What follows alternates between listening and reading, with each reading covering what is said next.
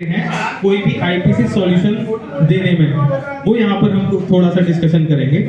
तो सबसे पहली चीज कि आईपीसी सिलेक्शन के लिए सबसे पहले हमको क्या रिक्वायर होता है, कोई भी आप मेरे को बताइए। आईपीसी जब हम सिलेक्शन करते हैं, जैसे सॉल्यूशन देना है हमें आईपीसी का, तो क्या क्या चीजों की रिक्वायरमेंट होती है। एक आईपी कैमरे को चलाने के लिए या चार का सेटअप है, उसे चलाने के लिए किन किन चीजों की जरूरत होती है। एनवीआर स्विच और केबल सर, नेट की मस्ट है, इंटरनेट। ओके। तो यहाँ पर निकल करके आती है कि हमारे स्विच की स्विच की जरूरत होती है। आप स्विच कैसे परचेज करते हैं, मेरा मतलब पूछने का ये है कि उसका बजट कैसे डिसाइड करते हैं। स्विच का बजट होता है, उसकी पावर, उसको कैसे डिसाइड करते हैं। कोई भी किसी ने बोल दिया कि 4 पोर्ट का स्विच है, उठा लिया, कैसे करते हैं वो वोल्टेज, क्योंकि हम स्विच के ऊपर ही तो कैमरों को लगाएंगे, आईपी कैमरों को।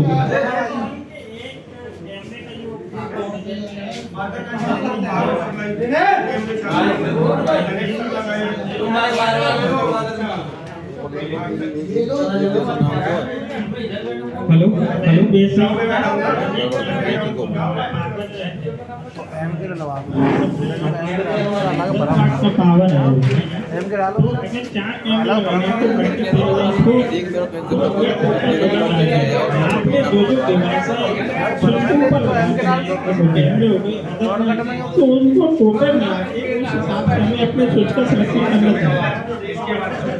तो आपके कहने का मतलब ये है कि जो हमारे एक कैमरे की कंजप्शन पावर होती है, उसकी मल्टीप्लाई करके जितने कैमरे होते हैं उसके अकॉर्डिंग हम स्विच परचेज करते हैं, राइट। ओके, तो देखिए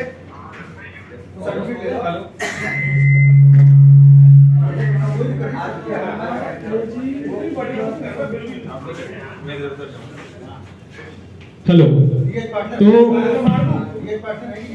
अब यहाँ पर एक चीज क्लियर करते हैं। कभी भी डेटा शीट में किसी कैमरे की में 2 पावर लिखी हुई होती हैं। पहली होती है उसकी स्टैंड अलोन पावर, दूसरी होती है उसकी आईआर ऑन होने के बाद पावर। तो हम कौन सी सिलेक्ट करेंगे, आईआर वाली। वेरी गुड, आईआर वाली पावर के अकॉर्डिंग हम मल्टीप्लाई करेंगे और उसके अकॉर्डिंग स्विच परचेज करेंगे। अगर किसी स्विच के अंदर 36 वॉट लिखा हुआ है कि 36 वॉट का स्विच है, ओके, और हमारे चारों कैमरे की मल्टीप्लिकेशन के बाद में 36 वॉट रिक्वायर आती है, तो क्या हम उसे परचेज करेंगे? नहीं करेंगे। क्यों नहीं करेंगे, उसका रीजन क्या है? क्योंकि एक्चुअल में 36 वॉट नहीं होती है, मैं समझता हूं वो एक्चुअल में जो आउटपुट होती है कम ही होती है। देखिए यहाँ पर क्या होता है कि देखो, हम एक घरेलू एग्जांपल लेंगे। यहाँ पर हम अपने घर में इन्वर्टर लगाते हैं 500 वाट का, क्या हम उस पर 500 वाट का लोड चला सकते हैं? नहीं चला सकते ना। लेकिन हम लोग क्या करते हैं, पैसे बचाने के चक्कर में 36 वॉट वाला पीओई ले लेते हैं और बाद में कॉल करते हैं टेक्निकल सपोर्ट को कि झिलमिल आ रही है, कैमरे चल नहीं रहे। कैमरे के एक बार आते हैं, एक बार बंद हो जाते हैं, और जैसे ही पीओई स्विच को बंद करके चालू करते हैं फिर सही हो जाते हैं कैमरे। तो भैया जब बंद किया आपने तो उसको कंप्लीट पावर मिली। अच्छा, एक चीज और है यहाँ पर, अब कुछ क्वेश्चन ये भी आते हैं कि जब हम सेटअप लगा दिए, हमने तो हजारों सेटअप लगा दिए, कोई प्रॉब्लम नहीं आती। जब आप लगा देते हो जब कोई प्रॉब्लम नहीं आती, कभी भी नए पीओई में कोई प्रॉब्लम नहीं आती। प्रॉब्लम कब आती है? जब वो ओवर हीट होता है, 2-3 महीने चलता है, जब उसकी मेन पावर निकल के आती है कि कंजप्शन क्या है और इसकी जो एबिलिटी है वो क्या है पीओई की। तो हमें 36 वॉट का नहीं लेना, उससे अपर वॉट का पीओई स्विच लेना है। ये चीज हमेशा याद रखेंगे पीओई के सिलेक्शन के लिए। देखो, ये वेरी करती है प्रोडक्ट की स्पेसिफिकेशन पर, लेकिन बेसिक अगर मैं 12-30 दवा की बात करूं तो 5 से 7 वॉट तक रिक्वायर होती है मिनिमम। मैं एक एवरेज बता रहा हूं, मैं एक फर्स्ट सीरीज का एवरेज बता रहा हूं। जैसे ही आप ऊपर बढ़ते जाते हैं तो वो as per the product specification आपको मिलती है, वो आपको डेटा शीट में मिलेगी। वो जो आप प्रोडक्ट लेकर के आए हैं उस प्रोडक्ट को सर्च करेंगे दहुआ सिक्योरिटी इंडिया पर, वहां पर उसकी डेटा शीट निकालेंगे, वहां पर आपको पावर मिलेगी। कि इसकी कंजप्शन पावर कितनी है, कब हम उस वाली पावर को लेंगे कि आईआर ऑन होने पर कितनी पावर है। ठीक है, अब दूसरी वाली मिस्टेक देखते हैं जो होती है अपलिंक की। काफी टाइम कुछ इंस्टॉलर्स क्या करते हैं, जो पीओई पोर्ट है जिसको कैमरे को पावर और ईथरनेट देने के लिए बनाया गया है, उसी से अपलिंक ले जाकर के दूसरे पीओई में जोड़ देते हैं। तो अब होता क्या है यहाँ पर समस्या ये होती है कि तो जो दूसरा पीओई पे 4 कैमरे लगे, उसका ईथरनेट कंप्लीट कनेक्टिविटी, जो भी उसका नेटवर्क होता है वो कंप्लीट, वो पूरा जो लोड है वो आ जाता है उस पावर वाले पोर्ट पर, और वो जो पीओई है वो पागल हो जाता है कि अब मैं क्या करूं। तो उस कंडीशन में कभी ऐसा नहीं करना है, आपको गीगा स्विच लेना है। अपलिंक के लिए हमेशा अपलिंक यूज करेंगे, क्योंकि अपलिंक सिर्फ डिजाइन होता है अपलिंक करने के लिए, वो डिजाइन नहीं होता पावर देने के लिए। अपलिंक का काम होता है लोड को डाइवर्ट करना। और जब हमारी साइट थोड़ी बड़ी होती है, जहां पर हमारे 200 कैमरे के ऊपर कैमरे होते हैं, जहां पर मल्टीपल पीओई स्विचेस लगाए जाते हैं, तो वहां पर हम प्रेफर करते हैं एक अलग से गीगा स्विच को अपलिंक करने के लिए। ओके, क्योंकि उसमें क्या है, उसमें हमारा जो लोड है किसी अकेले पीओई पर ना आ जाए, नहीं तो हमें दिक्कत ऐसी आएगी हम समझ नहीं पाएंगे हुआ क्या। यानी उस कंडीशन में आप ये कहना चाह रहे हो, जैसे मान लीजिए कि हमने 25 किलो लगाए, सपोज करिए 50 साल के, तो 1 गीगा लगा देना चाहिए। गीगा स्टार्टिंग में सिंपल गीगा स्विच लगाएंगे वहां पर मेरे पास में लगा दिया जी। तो एक अपने जो क्या कहते हैं डायरेक्ट वहां पर केबल है जी, सारा उसमें कनेक्ट कर दिया, गीगा में उससे अपने लेकर इंडिया को कनेक्ट कर दिया। इसी तरीके से तो उसमें फिर दिक्कत नहीं आएगी आपको, क्योंकि आपके पीओई तो कंटिन्यू काम कर रहे हैं, अपने बजट के अकॉर्डिंग काम कर रहे हैं। ठीक है, इस तरीके से हम एक स्विच का सिलेक्शन करते हैं और फिर उसके बाद में हम अपने कैमरों को कनेक्ट करते हैं। अब दूसरी बड़ी प्रॉब्लम आती है आईपीसी के अंदर। वो दूसरी प्रॉब्लम क्या होती है कि वो आती है लाइव व्यू की प्रॉब्लम, और ये इतनी इंटरेस्टिंग प्रॉब्लम है। यहाँ पर जो सिस्टम इंटीग्रेटर्स अगर वर्क करते हैं तो उनका बड़ा सिंपल सा एग्जांपल होता है उस प्रॉब्लम को रिजॉल्व करने का। प्रॉब्लम पहले मैं बता देता हूँ। प्रॉब्लम होती है कि कैमरे चल रहे हैं, जैसे 32 चैनल का मेरा एनसीआर है, 32 प्लेबैक में जब मैं लगाता हूँ तो चलते हैं बंद हो जाते हैं, चलते हैं बंद हो जाते हैं, ब्लैक आ जाती है स्क्रीन। होता है ऐसे, चलते हैं बंद हो जाते हैं, ब्लैक आ जाती है। कितनी बार आती है? ओवर डिकोड लिखी आती है, ओवर डिकोड लिखी आती है, पॉइंट टू बी नोटेड। ठीक है, इस पॉइंट को याद रखना, इस पे भी चर्चा करेंगे अभी। तो उस कंडीशन में क्या होता है, ब्लैक आया, कैमरा चालू हो गया, फिर आ गया, चला गया। यहाँ पर लाइव व्यू की प्रॉब्लम है, ध्यान रखना है। लाइव व्यू की प्रॉब्लम है, इसे रिजॉल्व करने के लिए इंस्टॉलर्स क्या करते हैं, सबसे पहले भाग के पड़ेंगे कैमरे पे को रेजोल्यूशन डाउन कर दिया, 5 MP का कैमरा 2 MP बना दिया। होता है ऐसा। उसके बाद में दूसरी प्रॉब्लम क्या होती है, उससे रिजॉल्व करने के लिए क्या करेंगे, बिट रेट को डाउन कर देंगे। तीसरी चीज फ्रेम रेट को कर देंगे डाउन। आप किस में करते हैं, सब स्ट्रीम या मेन स्ट्रीम? मेन स्ट्रीम में।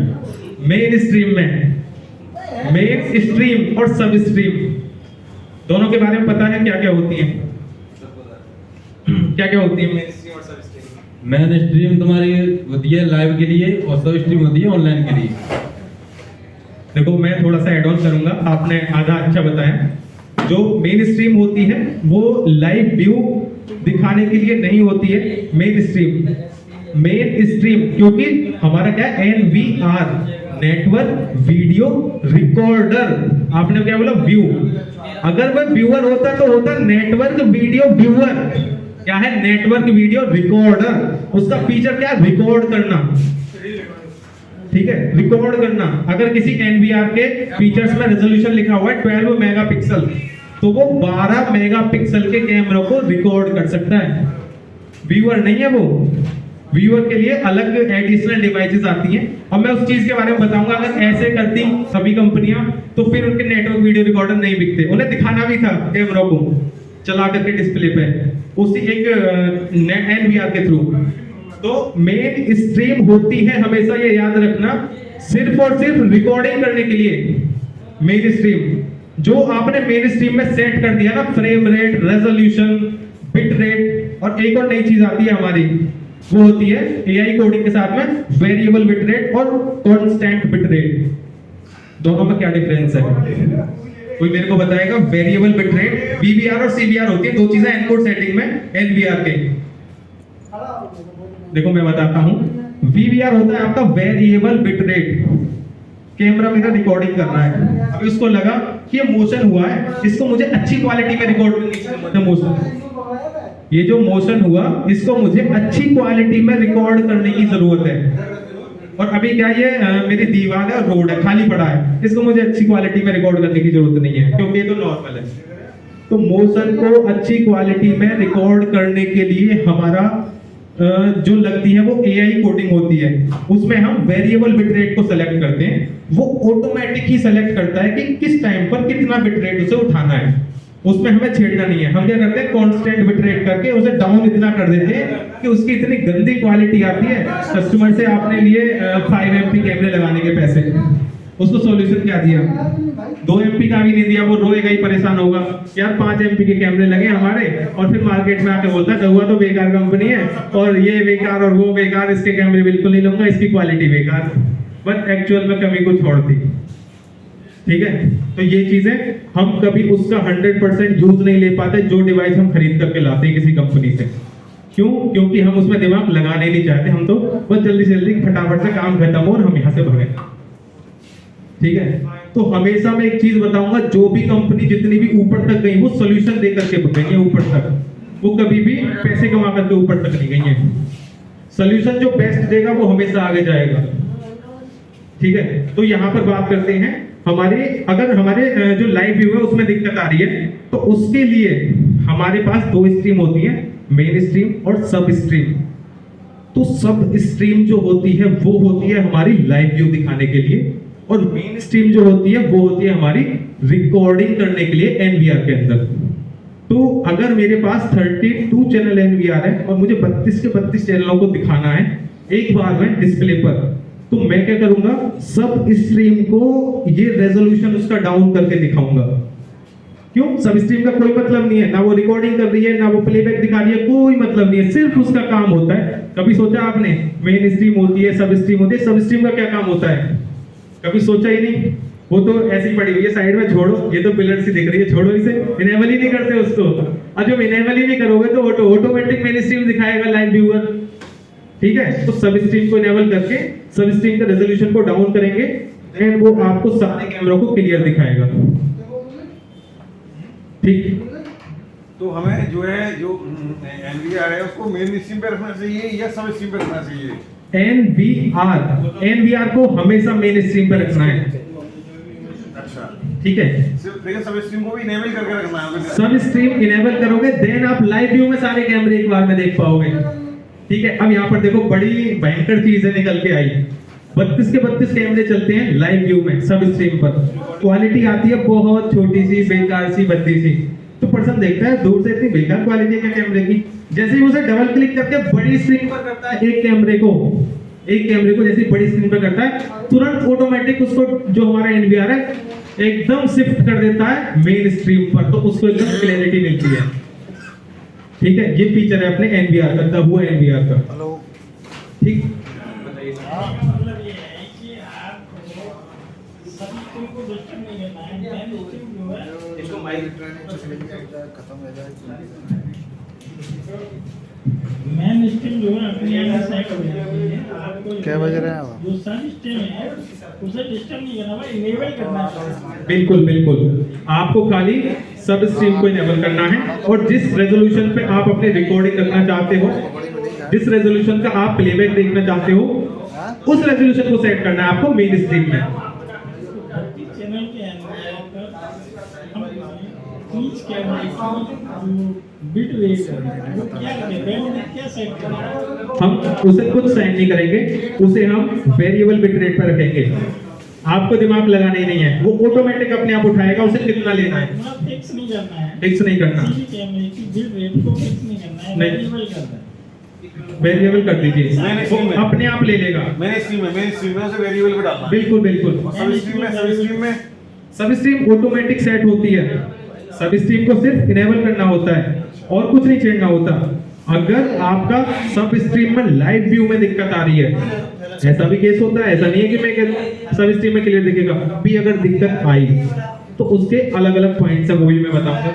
अगर दिक्कत आती है तो आपको वहां पर भी वेरिएबल बिट रेट रखना है, वहां पर भी यही चीजें एप्लीकेबल है, बट वहां क्या है, रेजोल्यूशन डाउन है, क्योंकि वो छोटे छोटे कैमरे दिखाता है सभी जगह। तो सिस्टम के अंदर जो फिक्स बिट रेट दिए उसके पीछे कोई लॉजिक है? उसका लॉजिक है, उसका लॉजिक होता है, वो कांस्टेंट बिट रेट होता है। अगर आप चाहते हो कि नहीं मेरे को ये रोड भी उतने ही रेजोल्यूशन पे चाहिए, उतनी ही क्वालिटी में चाहिए, ये खाली पड़ी दीवारें भी उतनी ही क्वालिटी में चाहिए जो मोशन पे मेरी क्वालिटी आती है, और स्टोरेज आपका ज्यादा बढ़ता है उस कंडीशन में कांस्टेंट रखने पर, क्योंकि वो इंसान जा रहा है जब भी उतनी ही कैपेबिलिटी से रिकॉर्ड करेगा, और खाली पड़ा है कोई नहीं जा रहा जब भी उतनी ही कैपेबिलिटी से रिकॉर्ड करेगा। इसलिए वेरिएबल पे रहना चाहिए उसे। जी इस केस में पावर